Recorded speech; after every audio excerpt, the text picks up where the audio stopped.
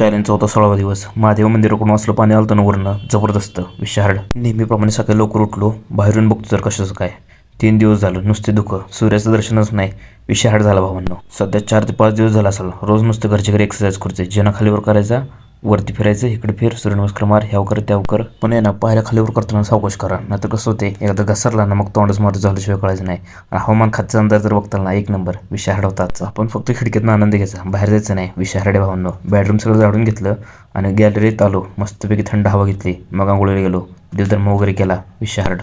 बाप लेकीच नातं वेगळंच असते. असल्या पावसाचा व्हिडिओ कॉल आलता. बळी मंदिरात आलो, क्लायमेट जबरदस्त झालं आजचं. 1 नंबर विषाहार्ड भावांनो. हर हर महादेव. पाऊस सुरू झाला ना, बळी मंदिरात येऊन थांबायचं. 1 नंबर वाटते. कसलं क्लायमेट हे का, सगळीकडे पाणी साठले. 1 नंबर. बळी मंदिर म्हणजे मूळ स्थान आहे. इथं शंकर पार्वतीचं लग्न झालं होतं पहिल्यांदा. आमचं कौशलबाई नंतर रुद्राचं एक आवर्तन म्हणलं.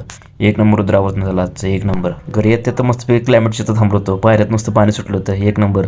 आणि पाणी तर बघताना आज अचानकच ढगफुटी झाल्यासारखं झालं होतं. विषाहार्ड.